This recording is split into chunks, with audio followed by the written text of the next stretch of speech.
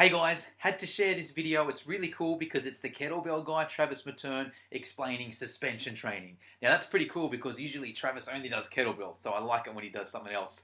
But anyways, the reason why this video is so cool is it's how you adjust your TRX or your suspension trainer, the different lengths for different exercises. Now this is key because obviously you want it adjusted so your clients can get the best result from using it. But also, as someone who's TRX or suspension trained, that's the best way where you can sort of point out someone who's not. So a lot of the time, if I'm watching another trainer do suspension training with their clients, if it's not set up properly, not that I look down on them, but I'm sort of like, ooh, this person could use a bit of training. His client isn't getting the most of it, all right? So watch this video. It gives you the basis on how to set up the suspension trainer or the TRX for different exercises. Important for two reasons. Important because A, you want your client to get the most out of the exercise. B, if someone sees you doing it and it's not set up, they may lose a bit of respect for you. Okay, so here's the kettlebell guy, Travis Matern, explaining different length straps for suspension training. What you have the different length position. You've got the higher position or you've got the longer position. And they are for a reason. And sometimes it can cross over a little bit, but certain exercises work better in a shorter position and other exercises work better with the longer position. Easiest way to remember it is in the shorter position, you want to be facing the anchor point. Okay, so if we have a look here, rows, bicep curls, Y's, doesn't matter, okay? And that's with the shorter position. So if you're facing the anchor point, okay, you keep it short. The other one, the longer position. These are typically for your exercises where you're facing away from the anchor point, okay? So if you have a look here, we'll go over here, we'll have a look. We've got your push-ups, tricep extensions, and so on. And that's with them at the length there. Now the other reason, other thing when you have them long, it's where you want to start getting your feet into the stirrups as well.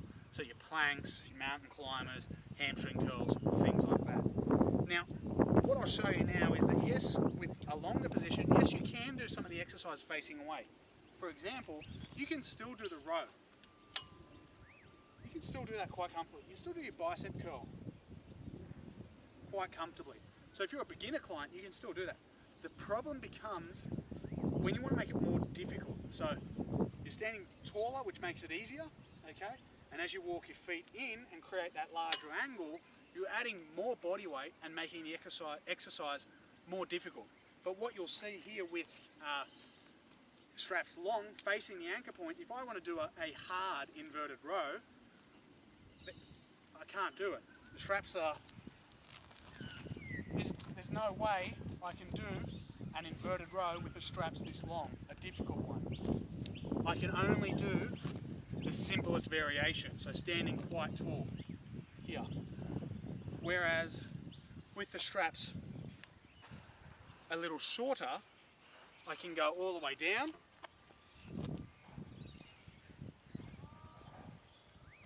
and do that hardest variation, or all the way up and do the easiest variation, okay? And it goes the same way where if you're doing facing away with the push-ups, for example. Yes, I can do a push-up with the straps short. Yes, I can do that, but again, I'm standing rather upright, which makes it super easy. If I want to do a more difficult push-up variation where I'm moving my feet back and coming almost under the anchor point, it just can't be done. There's no way you can safely do that, okay? Whereas with this, you can see I can come all the way under